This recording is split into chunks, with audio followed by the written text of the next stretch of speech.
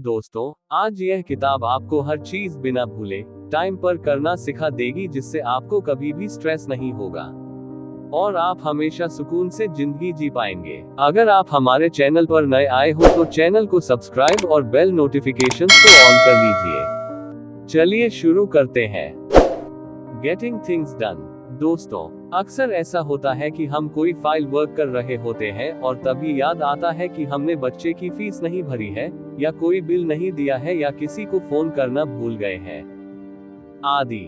और ऐसा होते ही हमें स्ट्रेस, एंजाइटी और पैनिक होने लगता है। हम फाइल वर्क पर ध्यान देने की कोशिश करते हैं, लेकिन हमारे दिमाग में बार बार यही आने लगता है, बच्चे की फीस, बिल, फोन, बच्चे की फीस, बिल, फोन। इससे हम बहुत घबरा जाते हैं और खुशी से दिन को नहीं बिता पाते। हम नॉर्मल काम को भी स्ट्रेस में कर रहे होते हैं। तो टेक कंट्रोल। सबसे पहले अपनी जिंदगी का कंट्रोल अपने हाथों में लीजिए। बहुत बार हमें दूसरों पर निर्भर रहने की आदत पड़ गई होती है। हम सोचते हैं कि हमारा दोस्त हमारा काम कर देगा, लेकिन दोस्त आपको जरूरी सलाह आदि दे सकते हैं।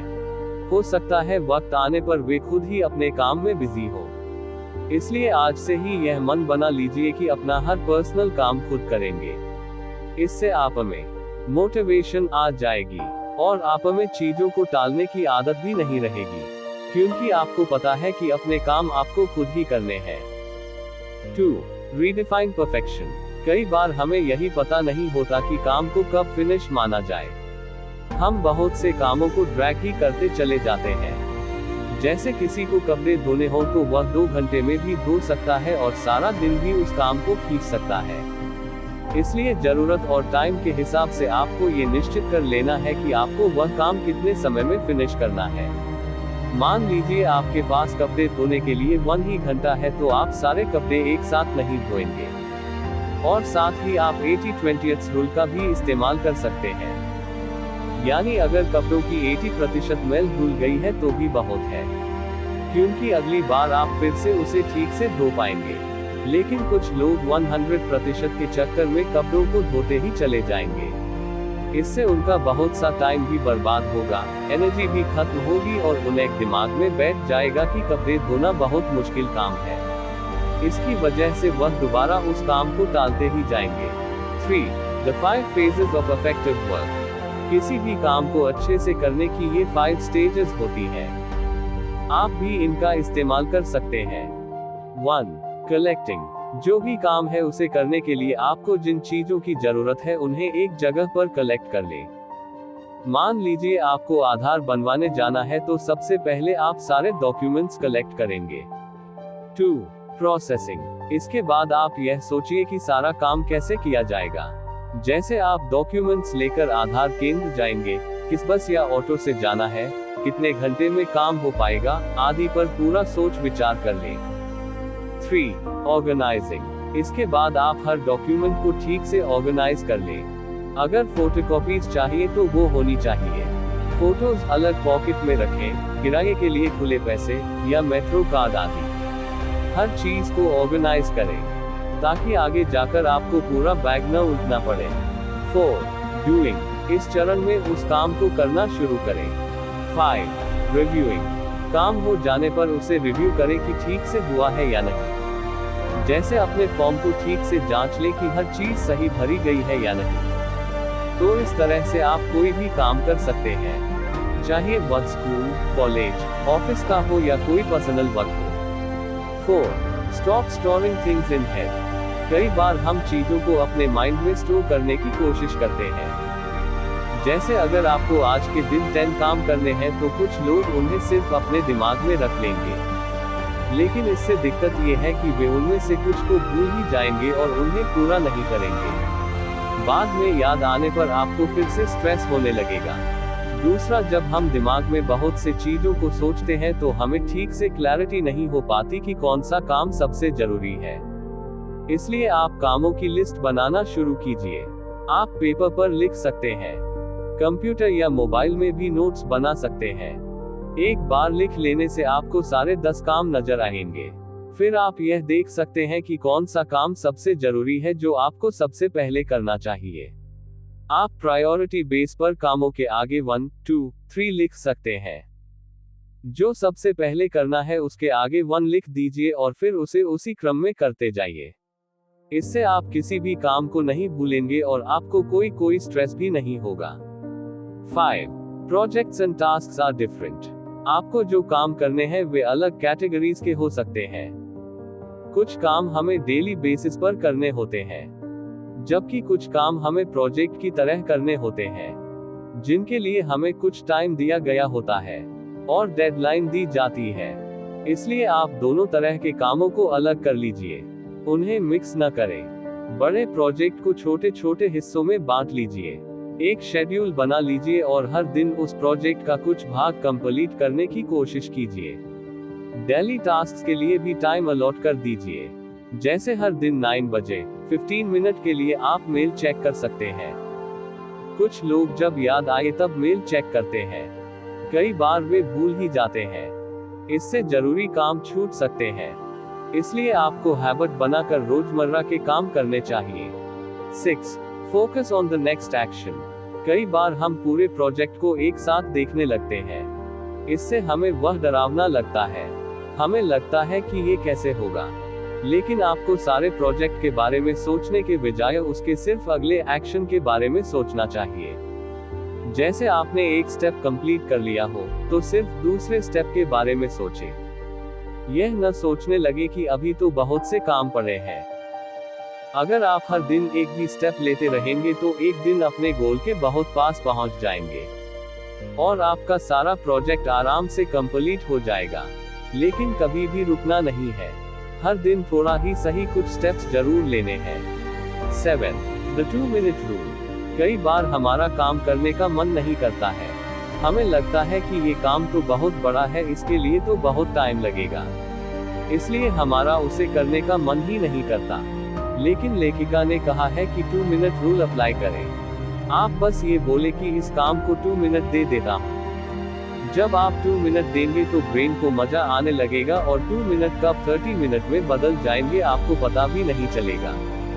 इस तरह से आपके अंदर उस काम को करने की मोटिवेशन आ जाएगी। ऐसे ही स्टूडेंट्स भी कर सकते हैं। अगर पढ़ने का मन न करे तो बोले कि 2 मिनट पढ़ लेता हूँ।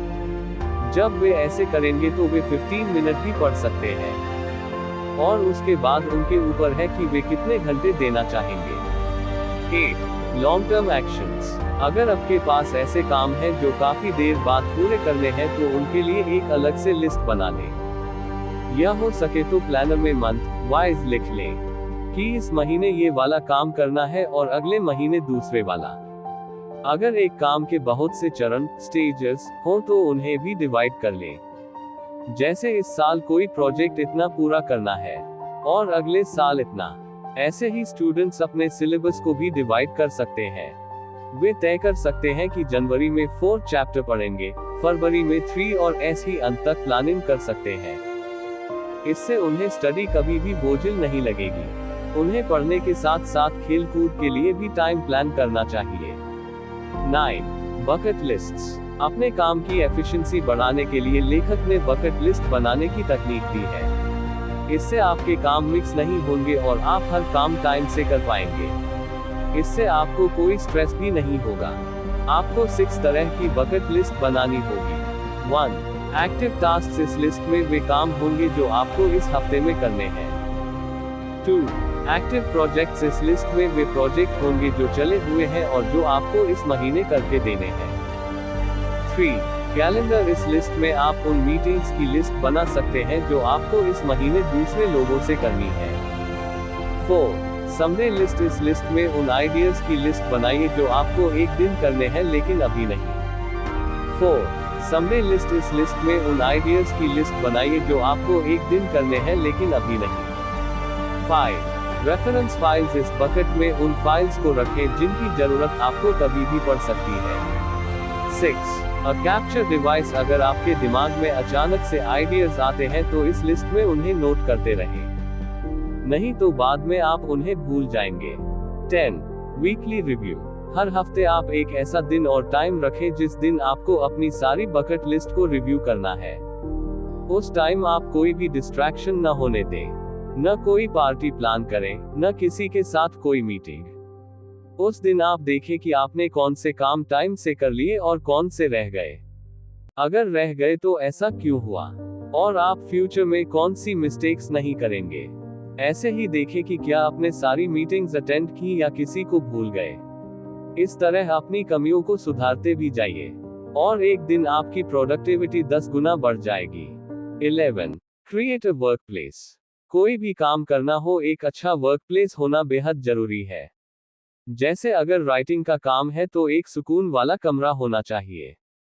ऐसे ही पेंटिंग, डिजाइनिंग, फ्रीलांसिंग आदि के लिए उचित जगह ढूंढें और उसे अपने ऑफिस की तरह ट्रीट करें। ऐसा न हो कि वहां भी घर की तरह कभी लेट गए, कभी टांगे मेज पर रख दी।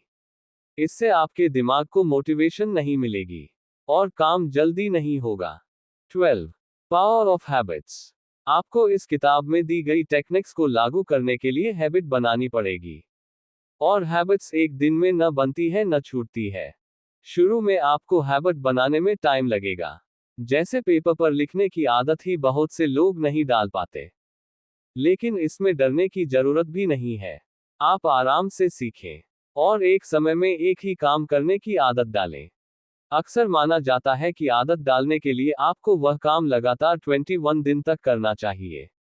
आप भी 21 दिन तक डेली कामों की लिस्ट बनाना शुरू कीजिए। आप फोन पर भी कर सकते हैं या एक डायरी लगा लें।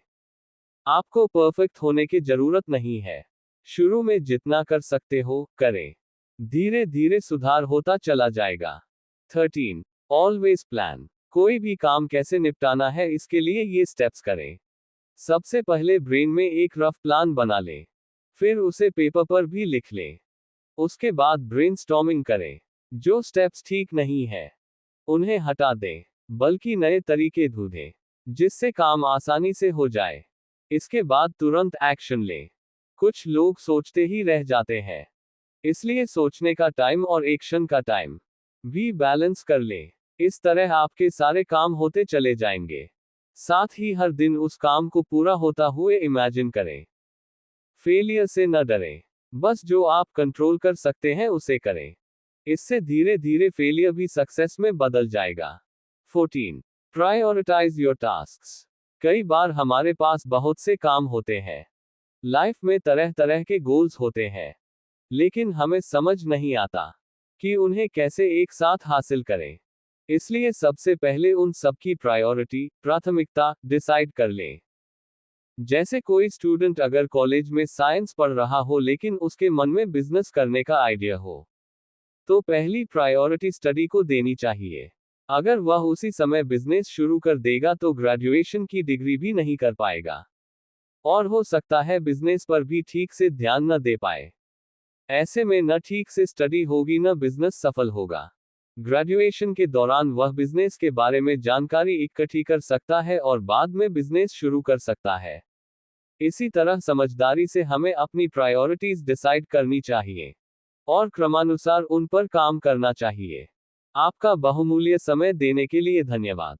अगर आपको ये वीडियो अच्छा लगा हो तो हमारे इस YouTube चैनल रिच वाणी को सब्सक्राइब करिए, वीडियो को लाइक करिए और अपने परिवार मित्रों के साथ जरूर शेयर करिए।